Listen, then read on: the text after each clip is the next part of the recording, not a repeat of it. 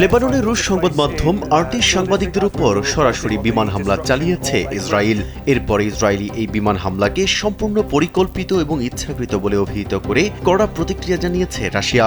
ভিডিওতে দেখা যায় প্রতিবেদক স্টিভ সুইনি প্রেস লেখা বুলেট প্রুফ ভেস্ট পরে সরাসরি সম্প্রচারে যুক্ত ছিলেন এবং ঠিক সেই মুহূর্তেই তার মাত্র কয়েক মিটার পেছনে একটি ভয়াবহ বিস্ফোরণ ঘটে, যার ফলে কালো ধোঁয়ায় চারপাশ আচ্ছন্ন হয়ে যায়। দেশের মানুষকে প্রতিদিন সুরক্ষিত রাখার প্রত্যয় নিয়ে সেফটি কেবলস সহ এলো সেফ সিলিং ফ্যান। এ বিষয়ে বৃহস্পতিবার এক আনুষ্ঠানিক বিবৃতিতে রুশ সরকার তীব্র নিন্দা জানিয়ে বলেছে, সাংবাদিকদের সরাসরি লক্ষ্য করে এই আক্রমণ কোনোভাবেই নিছক দুর্ঘটনা হতে পারে না।